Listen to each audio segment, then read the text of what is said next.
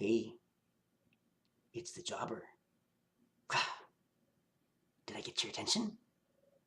Good. What's up, everybody? It's Daniel Jobber here, and I'm here to review NXT Takeover Dallas. I didn't really know for sure if I was going to review this show, but wow, what an amazing show. Mind-blowing in certain ways, which I'll get into later. Two title changes, two amazing babyface versus babyface matches. You just didn't want either person to lose. You didn't want them to end. And a main event that was loaded with intrigue. They put so much into these shows, NXT does, it's mind-boggling. And it's not surprising why the product is so much more respected lately than the WWE has been. It was destined to be a great show from the beginning anyways, beginning to end. Great matchups, and the stars complemented it with great performances. They all came to play, and they left it in the ring. So the final match, however, was amazingly entertaining yet bizarre, and left me with a strangely unsatisfied feeling. And I'll get to that near the end of this review, because that match really heavily impacted the overall show. Anyways, right off the bat, we had the Tag Team Championship. American Alpha, Jason Jordan, and Chad Gable versus the Revival, Dash and Dawson. And something told me that it was a good chance that Jordan and Gable were ready to win the title. They were ready, willing, and Gable. And yes, that's what happened. But wow, the match was so much fun to watch. It's an extremely well choreographed match. Really, a true wrestling ballet, in my opinion. Just watching the match from start to finish, it was extremely well planned out. Couldn't have asked for a better tag team match without a manager. Being just the four guys and no managers, no valets. Just four guys putting on a great performance. Baby faces, heels. There was no doubts who was which side was which. And the match played out like a beautiful story between a babyface tag team and a heel tag team, and the heel tag team happened to be the champions. And the babyface champions happened to win the title to the delight of the crowd. Couldn't ask for a more, intriguing wrestling, or a more interesting wrestling story, in my opinion. Anyways, finally in the end, surprise pin, American Alpha, Jordan, and Gable win the NXT Tag Team Championship. Just a really good match, really solid. What a way to open the show. And that was just the beginning. So then, my favorite, Baron Corbin, a heel I really look forward to seeing how his career develops.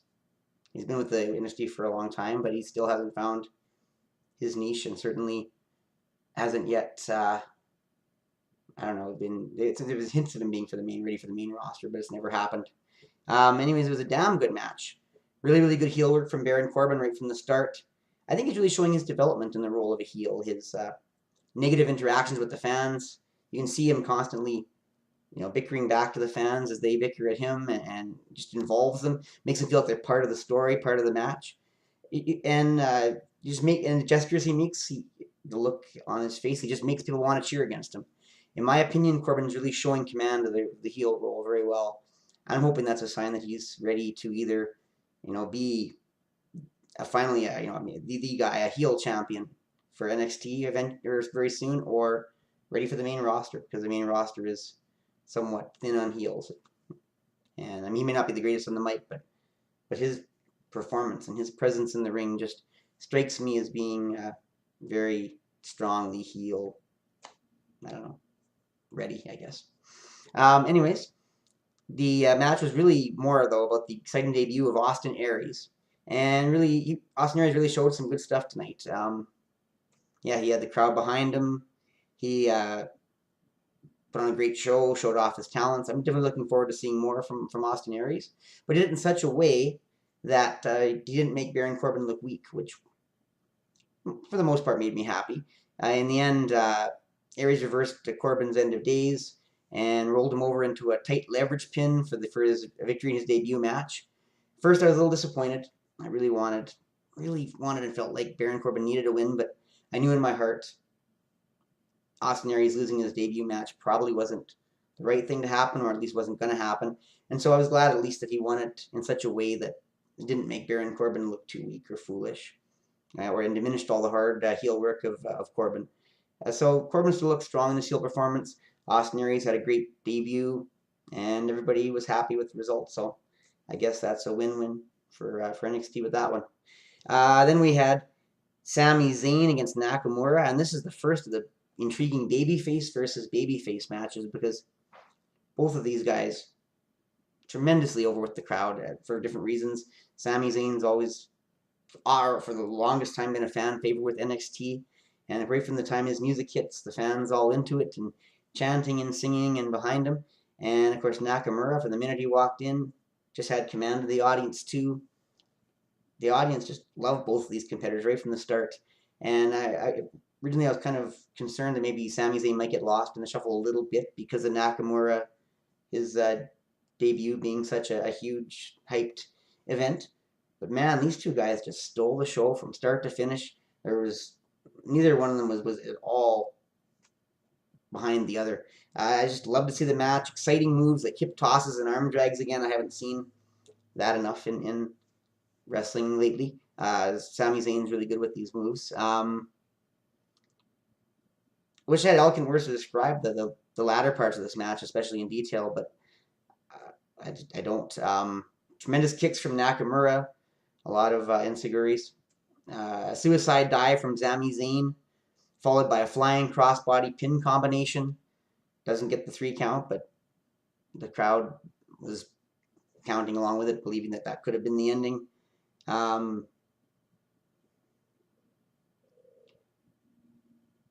then just from that point on, it just got more and more intriguing.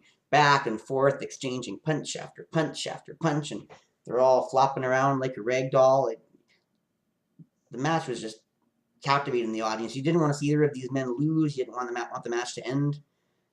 Finally, Sami Zayn hits a blue thunder bomb, and we're all sure it's over, and that Sami Zayn's going to get the victory. But Nakamura kicks out, and yes, I can't believe it, but yes, this match is going to continue.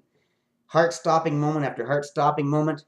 And I mean, the match didn't tell a story, but it didn't have to. It was just a huge battle between two incredible competitors.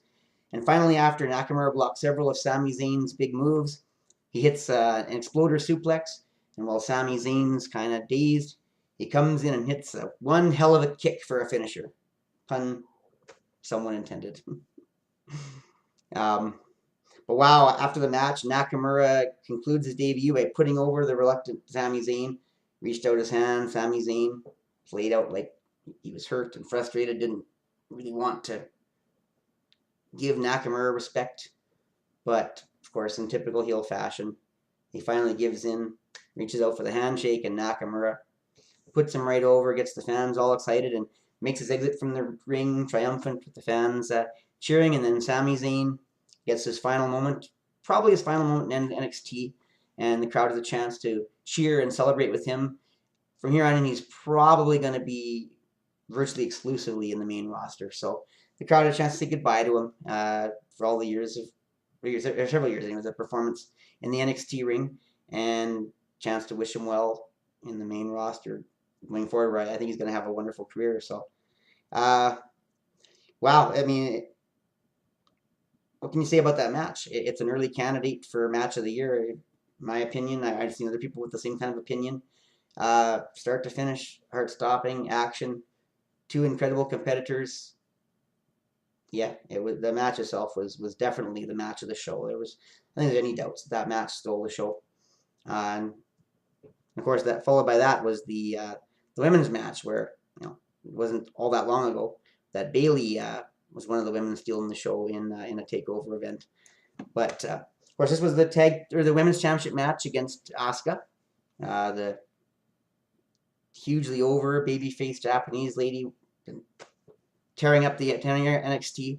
2 of the most colorful women superstars in all women's wrestling. Was destined for greatness. I mean, another babyface versus babyface encounter. Crowd, some people didn't know who to cheer for, but they wanted a good match. And it seemed like a lot of them were kind of leaning towards Bayley, which is not a bad thing, because Bayley was established as a babyface, was a world champion. and Asuka still kind of a newcomer, even though she's quite loved. But anyways, right off the bat, it's Bayley. She's a hugger. She's a hugger. And Asuka, she friggin' ain't. Anyways, another great match. Back and forth. Both competitors look strong, worthy of being champion material. Plenty of teases of who might win. That was good because I really didn't want either one to lose anyways. Didn't want the match to end. I think the crowd really just loved the way the match went on and on. Unfortunately, all good things have to come to an end. Finally, Asuka put Bayley in an arm lock. It turned it into an Asuka lock. And this is where the performance really went up to a phenomenal level. This was amazing because the performance, just amazing. I mean, as I said, it was amazing. Asuka kept doing what she needed to do to keep the hold on, and Bayley was giving it everything she could to escape. She'd reach towards one rope, and Asuka would pull her back, and reach towards another rope, and Asuka would pull her back, and all in all, every now and again you see Bayley starting to fade a little bit and goes down. Bayley giving it all she had to escape, though. And actually, what really made it awesome is it was so believable. It actually made me picture a fish on a hook. The fish fighting for his life. He 1 minute he's struggling and fighting like he's got all the power in the world, and then you start to see him fade a little bit and start to give in, and then fight some more and start to give in, and then finally you think he's just about dead, and he'll give one last fight, and then finally you'll see him give up in frustration and give up the ghost. And that's really the way this kind of played out, and Bayley played it really well. It was very believable. And finally, when Bayley was out to sleep, it was fully believable, fully expected. The referee saw she was out, rang the bell. New NXT Women's Champion, your winner, and new NXT Women's Champion, Asuka. Huge result. Not quite the match of the year caliber. Definitely not outshined by Zayn and Nakamura from before, but really solid, entertaining match. Believable ending. Excuse me. My notes getting overshadowed here. Anyways, believable ending. Produced a new and believable women's champion in Asuka. I think she's going to be great for the role. I'm not sure if Bayley's going to the main roster right away, or you have to assume soon, although she might still do some NXT appearances, probably in house shows because of her popularity in NXT. But now that Asuka's the champion, I starting to feel like maybe they're running out of things for her to do in NXT, and that very near future she's probably going to have to move on to the next level and start competing at a higher level. So, but yeah, Asuka was the perfect woman to beat her. Perfect woman to send her on to the main roster, and the match was great, believable, solid from beginning to end. 4 matches in, and the show was already such an amazing show, and we still had the main event, and it was even hard to believe that there's still one match to go. But the NXT Championship, Finn Balor versus Samoa Joe, and a lot of anticipation about this. A lot of us felt that Finn Balor was the one probably headed to the main roster, and then this would be his best opportunity to drop the title to someone like Samoa Joe that was reliable to hang on to the title. And so there was intrigue whether they were going to keep him as the face of NXT or whether they're going to pass it on to Samoa Joe. So right off the bat, this match didn't need a lot of extra hype. Although they did play up Samoa Joe heel role. And that's really where this match kind of went awkward. As good of a match as it was, and it was destined to be, it was awkward. Like something didn't quite fit. And there were 2 very strong, respected competitors, but it was doomed to be awkward because even though they tried so hard to build Samoa Joe as a heel, the fans in Dallas just didn't want any of it. Right from the start, when Joe came into the ring, they were all saying, let's go Balor, let's go Joe. They basically just wanted a great match between 2 great competitors. It didn't look like either one of them or any of them wanted to accept Samoa Joe as the bad guy in the match, despite the way they kind of built it up. And of course, right after that, Joe could do no wrong. Even though his heel entrance, stern look, just didn't matter. The fans seemed to be just as much behind him as behind Finn Balor, which I don't really think they scripted the match well to kind of accommodate maybe. I mean, Samoa Joe may well have been a babyface because what the fans were chanting.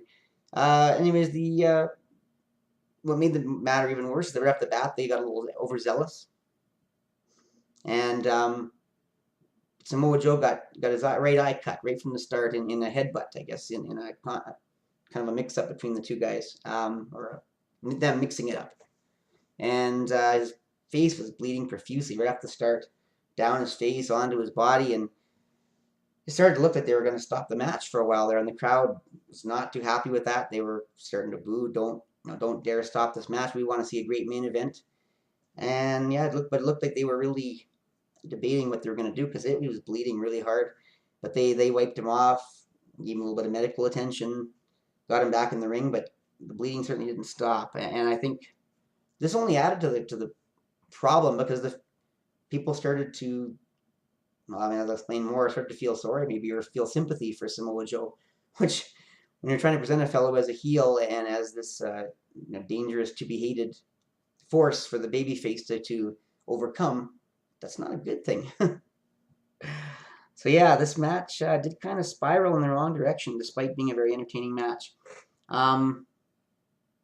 Yeah, so anyways, they wiped his eye. The match continued on. Joe spent most of the match blood all over his face and his body. And Joe, the fans were cheering for him so much. He brought the house down when Junie did a suicide dive right into Finn Balor and knocked him into the barricade, and barricade bent. And I mean, when Finn Balor when Samoa Joe does a suicide dive, it's pretty epic. That's an OMG moment. So yeah, that was exciting right from the start. And of course, that was after hitting an enziguri that the fans really appreciated.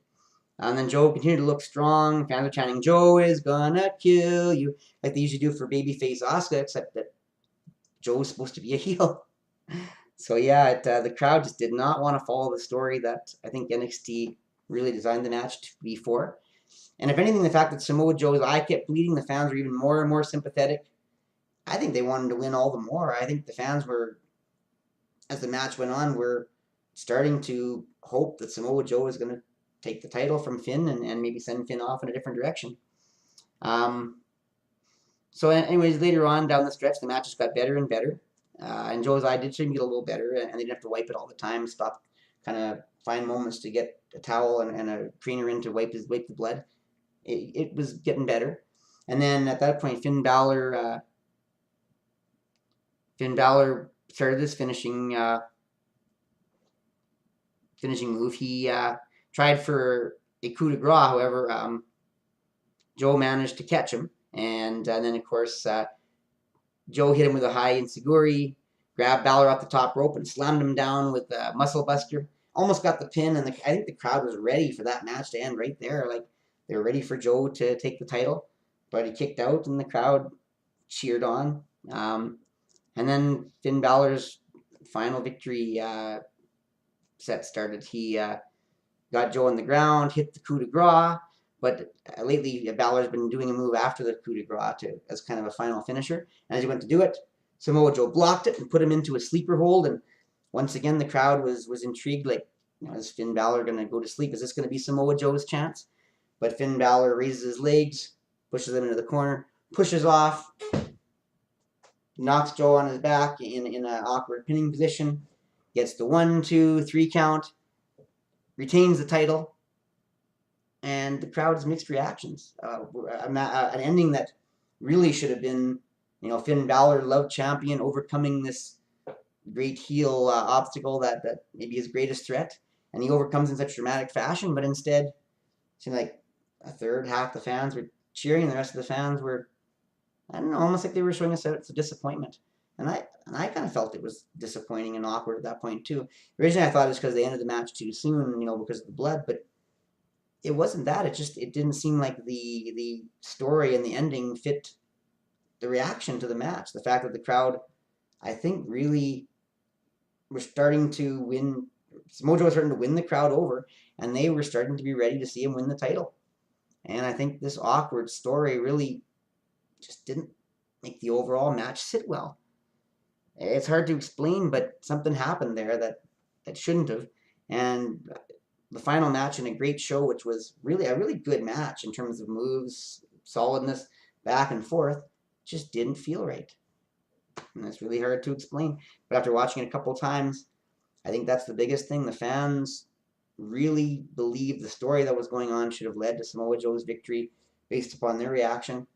And when it didn't happen, they felt like they were robbed of the ending they should have had. That's the best way I can describe it. Yeah, it's one of those weird things that can happen in the world of wrestling.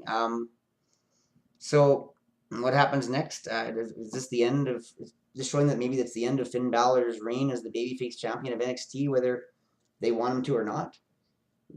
Or is it just showing that it's time for Samoa Joe to leave NXT and join the main roster? Now the problem with that is that my hopes and thoughts were that Samoa Joe was going to be a heel on the main roster because the main roster is so thin of heels, and they really need that. But after this, can they really rely on Samoa Joe to be this heel force? Or if because the way he was unable to make the fans in Dallas hate him and actually won them over, get them the opposite reaction, can we rely on him in the main roster to make the fans hate him, continue to hate him? It's almost like they don't want to stay mad at him for long. They'll boo him for a while, but they really want to love him and cheer for him, and they may have no choice but to find a babyface role for him, even though I don't think babyface is really the weak area of the WWE right now. So it's kind of scary. The fact that it didn't work here in Dallas, or didn't work in Dallas. I don't know. That may have to be concerned for how they decide to proceed with Samoa Joe, or maybe the way they proceed with Finn Balor. Maybe it's time for Finn Balor to go to the main roster. Maybe they have a follow-up to the match, and this time he does it properly and drops the title to Samoa Joe. I don't know. But something has to give there because the crowd was ready to turn on Finn Balor and cheer for Samoa Joe when Samoa Joe had done everything he could to lead into the match as a heel. So, I mean, I don't want to diminish a great show. It really was a great show. But this awkward ending to Takeover Dallas kind of left me with a slight feeling of anticlimax, maybe disappointment. And after a great show and a final match like that, I should have been on cloud nine. And that kind of bugged me as I finished watching it the first time.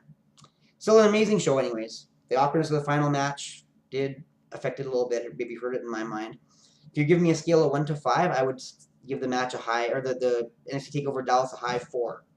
However, if you give me a scale of D to A, I'd say it was an A show because it's that close to being a 5 on a scale of 1 to 5. That if there's only 4 options, yeah, you'd have to give it an A, at least a low A. Anyways, what a show! What more can I say? NXT Takeover Dallas delivered. Was a great credit to WrestleMania weekend. Could end up being as big a highlight of WrestleMania weekend as anything that happens on the main show. You know, maybe barring a heel turn, an incredible outcome to Dean Ambrose versus Brock Lesnar, or Shane O'Mac against The Undertaker. It delivered. It was everything it had to be, and it's too bad the last match was scripted in a way that didn't pan out the way the crowd saw the match and kind of lived through the story with the performers. Anyways, I'm going to wrap it up. If you liked the video, I hope you'll give it a big thumbs up. Leave your comments on what you thought of NXT Takeover Dallas. If you thought it was just an amazing show despite the final match, or you thought the final match was amazing and you didn't see the same awkwardness I saw, hey, feel free to let me know. I'd like to know what your thoughts are. Subscribe to my channel if you would. Always appreciate that. Once again, I'm Danimal Daniel Jobber, and you can follow me at Daniel Jobber on Twitter. You can email me at badplayer03@gmail.com. And finally, I hope you take the time to visit, bookmark, and share my website, www.danimaldanielJobber.ca, with your friends. Check back often for new and exciting content. Thanks for watching. I look forward to seeing you in the future. Jobber out.